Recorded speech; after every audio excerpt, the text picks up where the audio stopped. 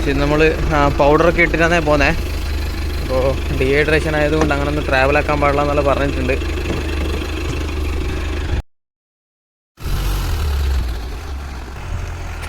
ഓടി